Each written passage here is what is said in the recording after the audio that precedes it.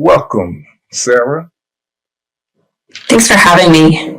No problem. Let's dive in. What inspired your journey into community agriculture, and how did you find your way to the Giving Grove?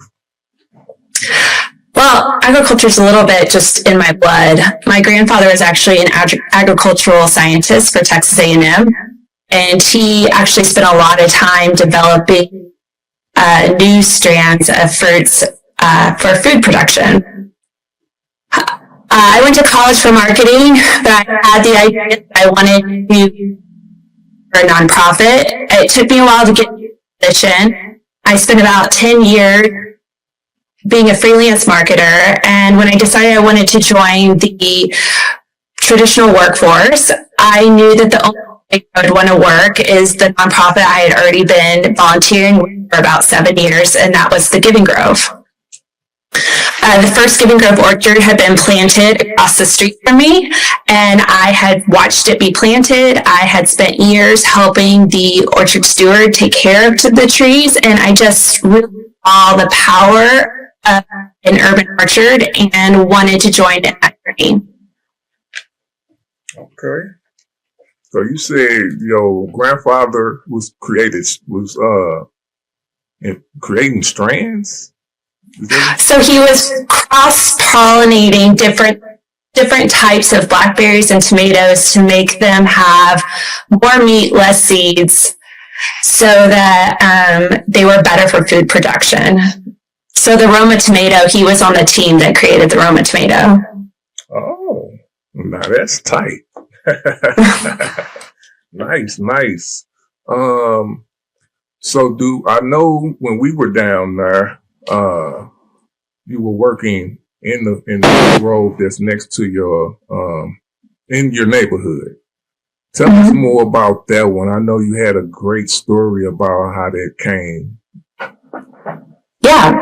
So in like 2011 or so, our founders were working or volunteering some time with another nonprofit, packing backpacks of food for kids to take home on the weekends. And they wondered if there was a way that they could help provide food to communities while also improving the urban environment. And one of the folks they were trying to do was really to grow trees. And so he was trying out urban orchards. Simultaneously, at the same time, in my neighborhood, our one public school, elementary school, had been shuttered due to low enrollment, and parents were coming together to convince the school district to reopen the school. And the school district had said, if you can prove to us that you have community involvement and parents and neighbors who want to support the school, then we will support reopening it. So the parent group opened a school, and the Giving Grove decided to partner together, and they planted the first Giving Grove at the school. And the goal of it was to, one, test the idea of having an urban orchard to see if it was good, active, if the community was going to fall in line with it. And the parents were using this as an opportunity to pull neighbors into the school property and have them use it as a community space. And it worked. Within a year, the school opened. And now it'd be about 7 years, 8 years later, it's the number one public school in our neighborhood or in our city. Nice. When I heard this story, I was like, man, I can't wait to answer that. Yeah, it's pretty amazing. I mean, I've lived there for 16 years, and when I moved in there, everyone was moving out. It was just elderly who had been living there for generations, and maybe some young folks who appreciating that you could get a large house for a low rent, but as soon as they got married or had kids or school, they would move out of the neighborhood. And now that the school is open, everyone is staying, and it's a real community hub. Yeah. When we was there, working in the orchard or volunteering in the orchard, it was a lot of families, at that school, like the park and the, playground. So, it's definitely a great place to be.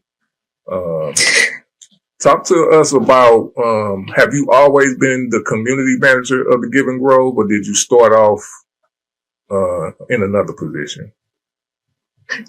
So when my son started going to school at that elementary school, I became Giving Grove. But then it was about 6 years ago, almost 6 years ago, that I applied to become communications manager for the Giving Grove. I didn't realize when I applied at that moment that they were actually opening up their national office, and this position would be for the national office. And since I've been with them, my role has grown, and now I'm the director of marketing and communications. But as far as national outreach goes, I've been the only person to have this role. Okay, all right, and congratulations. Thank you. And how long you said you were in this position? It's probably been 5.5 years. Okay, you do. I know you do, but I'm still gotta ask you. You like it? I love it. I feel so lucky.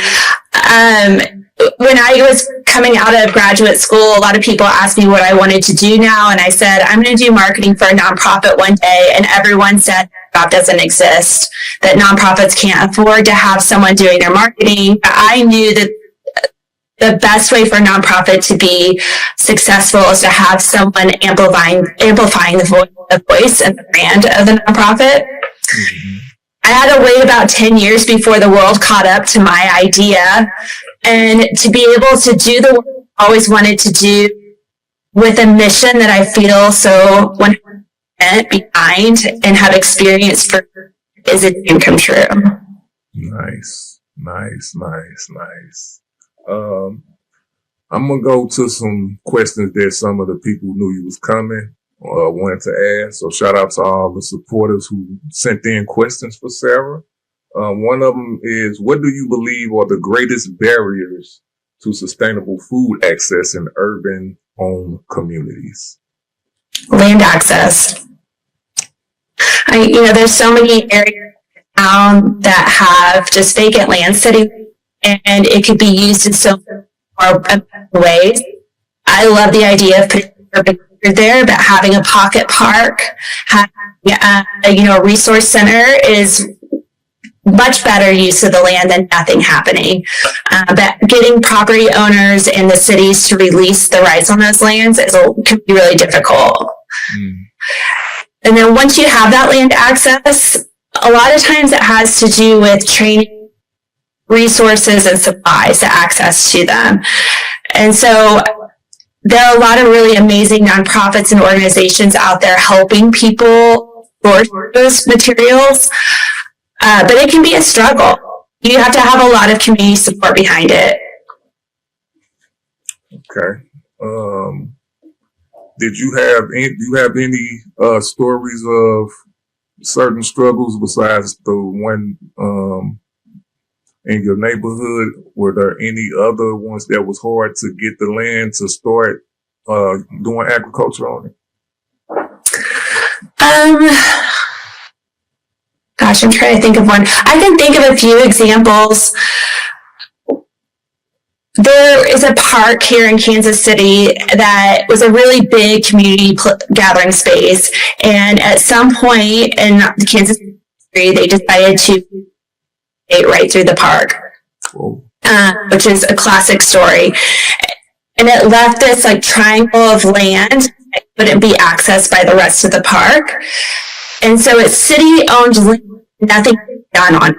And in the meantime, it was overgrown, it was becoming a dumping area, and it was really low value in the livability of that neighborhood. And this is a neighborhood that had already experienced a lot of divestment over the years and crumbling infrastructure and no support.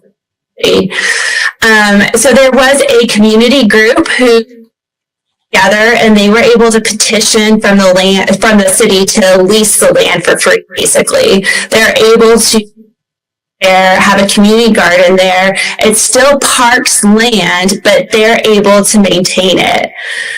And having access to that land and being able to keep it useful and healthy it has ripple effects throughout the whole neighborhood. It gives them a place to hang out, to pick fruit, to even grab some water if they need some water, hang out, have a picnic. And then secondly, having that nice space there helps protect the value of the homes that surround it, which are families that have been friends.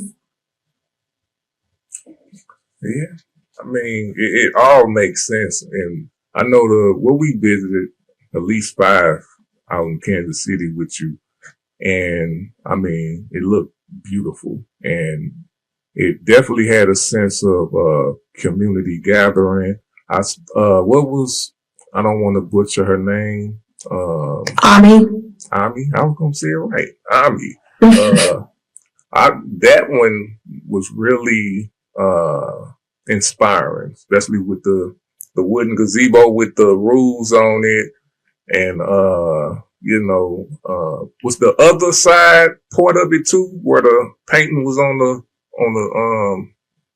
I guess I don't know what to call that, but the storage shed.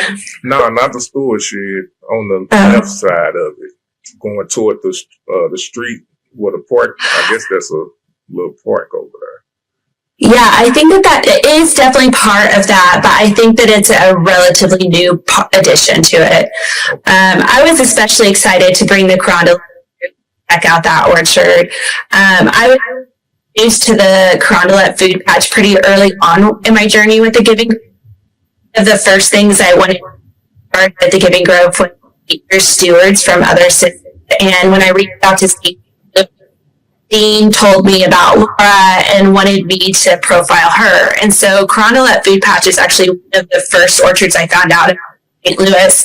And just having learned about the orchard through Laura and then watched their journey through the year, social media and through little here and there, what you guys are doing at Carondelet really reminded me of what's going on at Longfellow Farm, which is the place you're talking about, where it's an area that it's a piece of land that's not being used, can't be used, and you're turning it into something useful.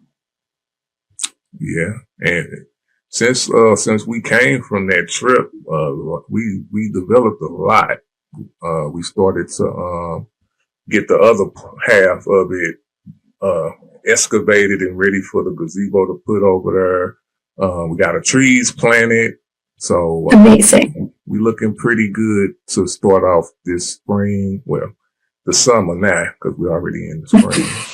But you gave us some good inspiration, man. I very much appreciate that. Well, I was happy to take you guys around, but all that inspiration is due to the volunteers who are doing the hard work. Each one of these orchards, just like, at Carondelet, it's an asset of the community. It's completely theirs. It's their planning. It's their plans. It's their community. And if they weren't doing that hard work and weren't so committed to their neighbors, nothing that I do would matter. So it's really all thanks to them. You show right about that. And that leads me right to the next question. How can everyday citizens get involved with orchard programs or similar efforts in their own communities? Yeah. Well, what's cool about the Giving Grove Network now is that we're in 16 cities across the country, and there's 657 orchards, give or take, or two. And so there's a good and live close by a Giving Grove program. If you live especially in Kansas City or St. Louis, you probably have a community orchard within a few miles of you. And so what I would encourage anyone to do is to check out their local program hub, and in St. Louis, that's Seed St. Louis, and reach out to them about which orchard are being community gardens are located near you, and give them a call and ask if you can help out. I can't think of a single orchard steward who wouldn't welcome and to come and help. That's true, because we definitely love our volunteers, and we definitely need some more, and we're open hands. Our volunteer days are every first and third Saturday of the month from 9 a.m. to 11 a.m. So don't be shy to come on down. We're welcoming you. So volunteers are the heartbeat of these orchards, of course. What have you found to be the most effective strategies for engaging and retaining local stewards? I mean, I think what you're doing by having regular work days is a really great first step. I think that when your community can depend on someone to be there and know that every Saturday they can come and help, or they can someone who knows what's going on, I think that's the very first start. But you also need to have moments where you're not working. And so that's where worker celebrations come into play. My orchard that I steward now, I have a birthday party every April 22nd, which happens to be Earth Day, because that's when our orchard was planted. And then we also have mulch parties. And so shoveling mulch isn't a lot of fun, but you usually have donuts, coffee, maybe even some beer for our volunteers. And then we have our apple pickings and harvest parties. We have a wassail party that people come out in the wintertime into the trees. And having those celebrations builds the friendship and the community behind the volunteers, so that when they do come and help out every other Saturday from 9 to 11, they're not just a volunteer, they're coming to spend time with their friends. Okay, all right. I like that. Something about beer 30. All right. Yeah. Now, what about for the children? What would you suggest? I think that kids love being in an orchard. There's so many people who say that kids don't want to ride and they only want to be on video. I just think that's sort of BS. I think that kids want to be outside, but the grown-ups don't want to take them outside. Anytime I'm working out in the orchard, I have every kid see me running to me asking if they can help. They want to climb the ladder. They want to pick the fruit. They want to help pull they want to push a wheelbarrow. So I think that a lot of it is trusting kids to have the autonomy to take on tasks and being okay if they're not perfect at it. If they're thinning fruit for you, they're going to mess up. They're going to pull a little too much once in a while. That's okay. The important part is they're engaging with nature and they're spending time outdoors. Most definitely. I love bringing my twins to the orchard, and they run around. They 12 years old, so they be wanting to do work and they be wanting to play. So I think it's a good experience. Yeah, it's a combination. I have a 12-year-old too. He now has graduated to Will. Okay. Now let's talk about this, because we all, as far as the Carondelet Food Patch, we sit back and have meetings and talk about this a lot. Funding. How can grassroots organizations secure meaningful support? Are there unconventional routes that you've succeeded with? Yeah, I can kind of speak to this both from the organizational program and then also as being a volunteer myself. Because even though I work for the Gift Grove, I still have to fundraise for my orchard all on my own with my orchard steward partner. So if I'm talking with my Giving Grove hat on, my biggest piece of advice is to collaborate with organizations who have similar businesses in the area. So there's a group that's growing gardens, and we try to go with them. A lot of donors are opportunities to hit a lot of people at once in different ways. And so they might get an idea of being once and it hit two different Myself, as an orchard student, I've found that I've applied for a lot of grants and I've never been awarded one. But each time I apply for a grant, I follow up with the organization. I ask them what they thought of my application, what could have been better. I want to tell them a little more about my story. And doing that, I've been able to connect with donors that are interested in supporting our orchard. A good example of this is I have applied for a lot of kids gardening grants and haven't received a single one, which can be really disappointing. But their creator had a corporate donor who was looking for someone to work with in Kansas City, and she looked through the file and saw that I had applied so many times and never been awarded one, and she made me a connection with that corporate donor. And now they come out and about 6 hours a year volunteering, but they also donate around $700 each time they come out and volunteer. And so for an orchard on your size and the support that you have, $700 go really far. That really takes care of like all of our amendments, everything we do for the year.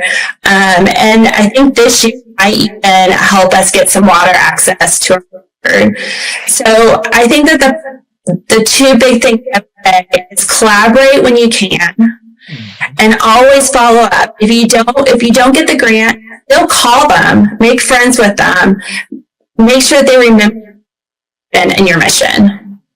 Okay. Network. I like to call it just making best friends. I hate the word network. Ask me to go into a happy hour and network, I won't do it. Ask me to go into a happy hour and make best friends, I can do that all day. Okay. Well, I'm gonna put that in my my definition of that. Make friends, make best friends. Yes. That's good. Yeah. That is a good way. That's why I'm gonna go to Dallas. I'm gonna go to Dallas, not to network, but to make some best friends. I like exactly. All right. Politics often play a complicated role in local agriculture.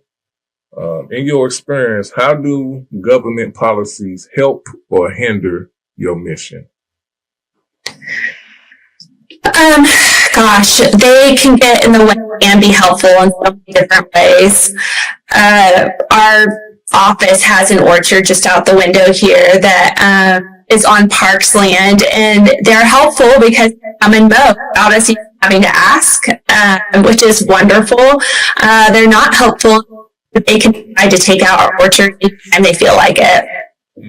So that can be hard, but there are some cities who really treat these orchard spaces as a third base, something that's good for the city infrastructure. And in those cities, you'll see the cities providing water access, traffic, electricity, extra security. And in those spots, you can see these community hubs really thrive. I think that for most cities, and they haven't come to recognize these urban agriculture spaces as being part of the infrastructure. And we would love to see that happen moving forward, that a city recognizes that groups like Carondelet Food Patch are using a piece of land that they don't have to now manage or maintain. You're keeping it healthy, you're safe, and your city should repay you by giving you simple things like trash recycling. Well, yeah, man, and then you would think that would be a no-brainer for not only the community, but for the city, for the state, for the country. But sometimes it's just not like that. Yeah, I agree. I'm kind of stepping into social advocacy lately. And what we're finding as we're talking to these politicians is they don't know what they don't know. Yeah. And we know when we talk to them and they have no idea that certain things are happening, or that orchards are being, might be threatened. And once we tell them, they're like, oh, wow, that's not right. Let me see how I can help you. But it's hard. you have a 9 to 5 job and managing this order on your free time. When are you supposed to go and talk to your politicians? And so it's hard, but it's good to make friends with your local council people and let them be in. I know that at St. Louis, the folks there, they invite every politician to a happy hour every year, regardless of which side of the aisle they're on, just so they can kind of fill in what's going on in the city and the urban agricultural world, and also allow time for all these folks who work in politics to kind of talk to each other across the aisle and have some time to like come up with some bipartisan ideas. Yeah, it's good to be best friends with your local politicians. If there was one piece of legislation or policy change that could revolutionize neighborhood farming, what would it be? Oh my gosh, that's a big question. Yeah.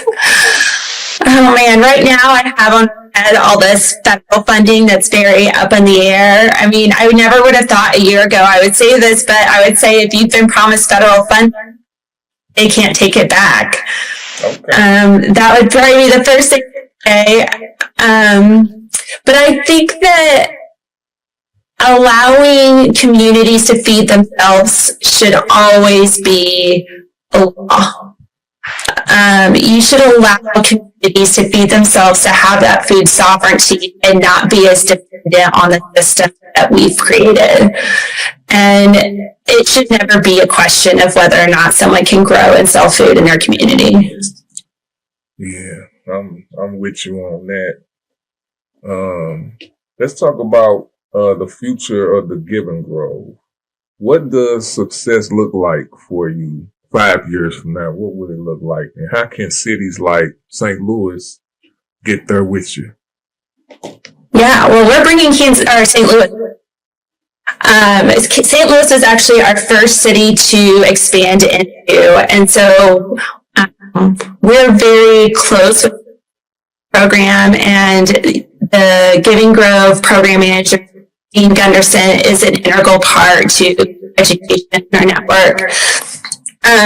We hope to be in 20 cities pretty soon, and we want to be able to provide 1 billion pounds of free, fresh produce annually. And to do that, we have to plant a lot of trees. We have to support a lot of volunteer orchard stewards. But I think we can do it. Right now, with the orchards that we have planted, at the full potential, we'll be making 1.5 million pounds of food a year, which ends up being about 4.4 million servings a year. So if you think about that, we're just at 6 cities now. Every city we add on makes us exponentially grow. And then on top of all the orchards, all this community involvement, what's happening is all coming together and talking together and exchanging knowledge and advocating together. And I think that kind of collaboration is going to be really powerful moving forward. So, we just want to keep growing. We want to keep investing in orchards that are there. And we want to all hear back from folks like Carondelet to see like what area so that we can start sourcing these things. Okay, all right. Y'all heard that. We're gonna be in over 20 cities. How many states we in?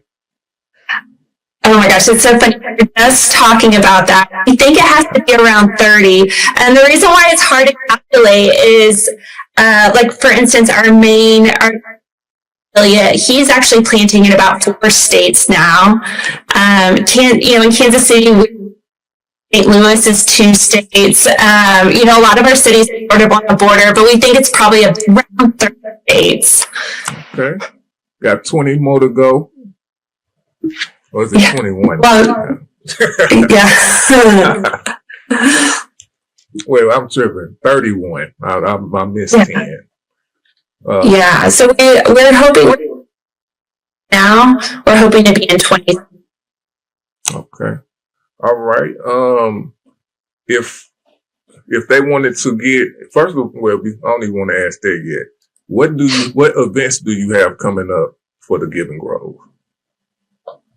Well, we're tying up our first month campaign. We do most of our most of our fundraising in April. We had an event that was a luncheon where we had a chef named Chef Amber Williams in Dallas and a book called Surviving the Food Desert. So she really growing and providing for what you have and making healthy meals when you don't have a lot of access. And so that was a really powerful event. And then now we're just fundraising. We're trying to fill gaps left by uncertain federal funding. A lot of our affiliate cities had been awarded federal funding, and now it's kind of being in limbo. They don't have it or not. But in the meantime, they've committed to doing some really amazing projects. And so we are fundraising now to try to help them still be able to do those projects. Nice. So if anybody wanted to donate to you, what could they donate to? What information? They can go to our website. It's www.givinggrove.org. All right. www.givinggrove.org. All right. Now, if they wanted to, so do you all have a Facebook also? Yes, we do. You can find us called Giving Grove on Facebook. Most of the social media, Facebook, Instagram, and LinkedIn are probably our most popular ones. And you can find us by searching Giving Grove. Any of them. All right. Thank you, Sarah. Is it before we end? Because I think we hit a variety of questions. Is there anything that I didn't ask you that you wanted to say? No, I mean, these are great questions. I do want to just commend you guys, though. I come into contact with a lot of steward groups in my work, and the way you guys are running Carondelet Food Patch isn't normal. You guys are running it like a business, and it's really, and I hope that more people get to hear the story of your. And I'm going to try my hardest to amplify that story, but I think that you guys are doing something really noble and really wonderful, and I hope yourselves. Thank you very much. The work you're doing remind us that growing food can also mean growing power, healing, and connection. And we appreciate you, Sarah. Real talk. Thank you for this interview. It was everything I thought, and we'll get another one. And I can't wait to come back down there and hopefully see you when you come down here. Of course. Yeah, I can't wait to go and visit your orchard. Oh, man. It's looking good, too. It's looking good. All right. I know you had a long day. I'm going to let you go. And again, thank you, Sarah. And you have a great rest of the day. Thank you. Here at home, our soil tells its own story. The Carondelet Food Patch continues to serve as a space for healing, nourishment, and transformation. Our volunteer days, held on the first and the third Saturdays of each month, are growing in both hands and hearts. And we've got something big in the works. Originally planned for April, our community celebration has been rescheduled for May 31st. Same location, same love, same lineup.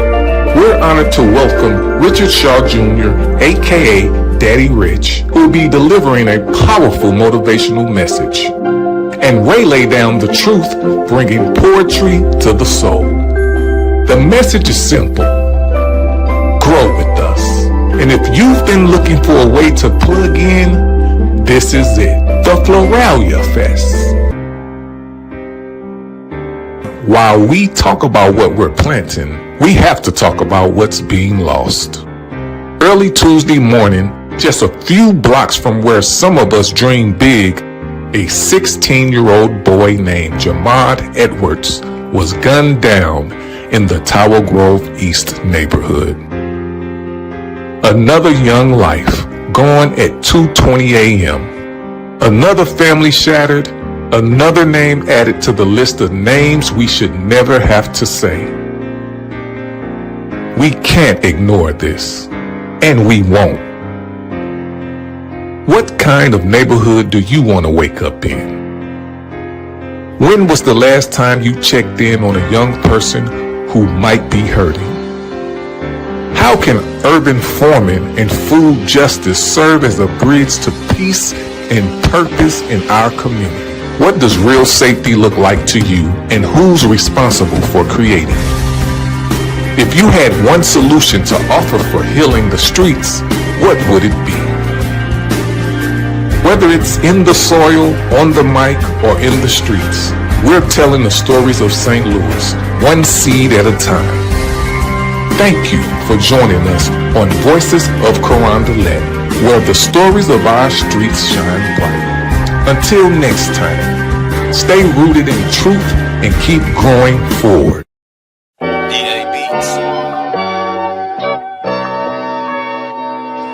Yes, ladies and gentlemen, another pretty day. Bowling Green as far as St. Louis. It is officially barbecue weather.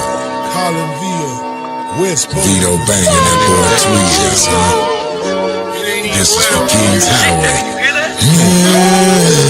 Hell no, you don't see me, ain't no money where you be at. Fuck, you gon' see me and they hate me where you be at. Now you don't see me as a sucker where you be at. No, you don't see me if they trippin' where you be at. That part, that part, that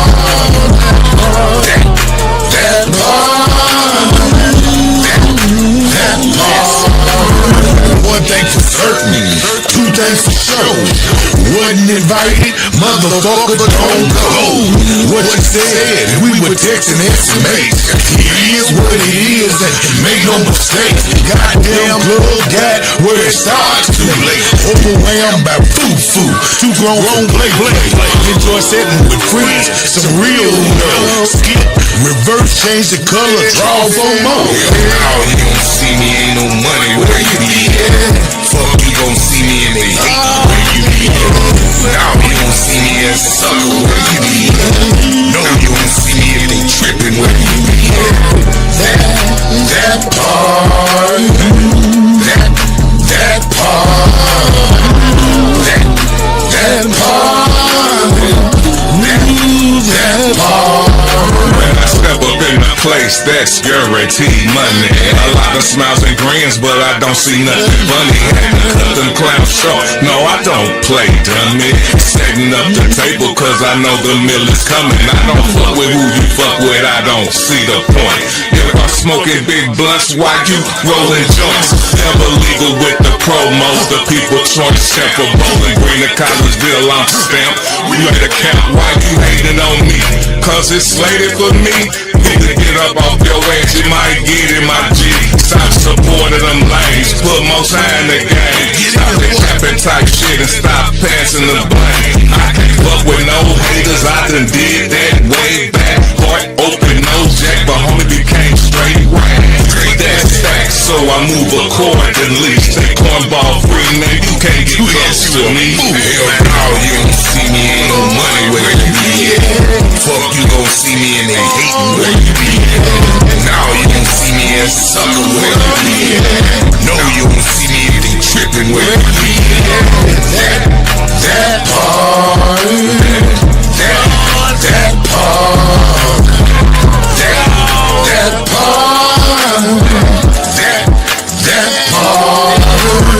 You a fool, you don't matter. That part, that part, that part, that part. Yeah, I wanna hear that one.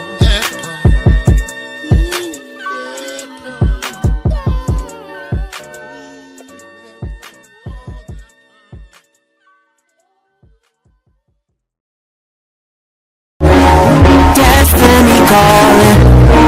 Remember the falling, remember the falling. Stars steady falling, destiny calling. Remember the falling, remember the fall. I remember when it wasn't about hoes and thugs. Let's go back to the days when we were showing some love. Cause my city bigger than guns and drugs, and my city's bigger than shoes at clubs. I'm a chicken with a chicken, that was the mission. Relax and just sipping, no policy hidden. Burdens. St. Louis, we got something special for you. Vito's Dispensary, now official in STL.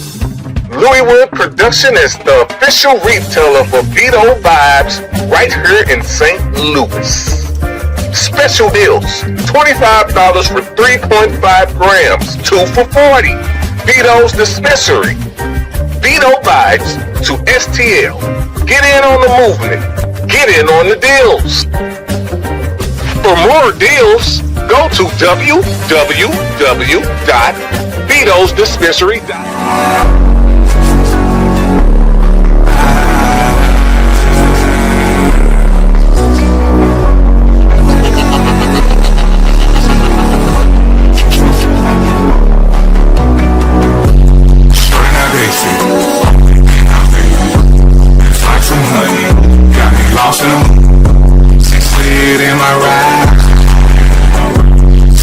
Like a ride, sexy model, rich, put that on the Bible. She don't get this. She says she like to ride, she slid in my ride. Hop in the whip, baby girl, you know we good. No Diddy, no Drake, let's get that understood. Might be some baby auto, a little smack, a little touch with no fist, no. You know what's happening. Take a week off, queen. We going places.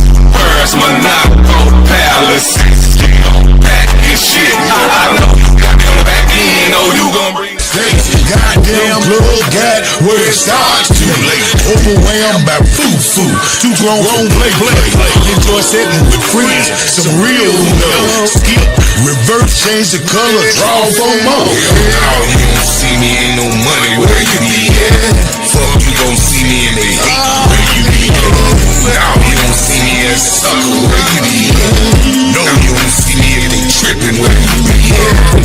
That part. That part. That part. That part. When I step up in the place, that's guaranteed money. A lot of smiles and grins, but I don't see nothing funny. Had to cut them clowns short. No, I don't play dummy. Setting up the table, cause I know the meal is coming. I don't fuck with who you fuck with, I don't see the Black and white. Not what you think. I had a dream. Kids playing outside. Innocent, wild, loud. But it turned quiet the moment they turned on me. No words were spoken. No reasons was given. Like they'd rehearsed it before I even arrived. Black and white. Not race, just contrast. Two tones that showed up when the illusion of gray fades. And in my life, the gray's been fading for a long time. See, I've been in rooms where I gave love and loyalty, only to be met with whispers behind curtains, shadows with names, smiles that rot behind the teeth. I've lifted others, held them up like a mirror showing them who they could be. And they nodded. They nodded hard. Told me that's who they were. But then they dropped the act and turned on me too. It's been that way in the underground. 8 years deep. Same cycle, different names. New smiles, same betrayal. I watched crews beef with others, loud, messy wars in the alleyways of ego, until one day they turned the corner, and I was the enemy. But I never fired a shot. I just watched, like I did in the dream, just stood there still, present, and they ran past me, ran at me, ran through me, black and white. And yeah, even in love, I've handed women their own light in words, spoke life into them, told them what I saw. Strength, grace, death. They repeated my words back to me like vows, until time tested them, until my reflection made them uncomfortable, and suddenly I was too much, too demanding, too real, black and white, not color, just clarity, just the sharp lines between who people say they are and who they reveal themselves to be. But I ain't bitter. I'm awake. I see it now. I see them. I see me. And I realize maybe I was never meant to fit into the chaos of the gray.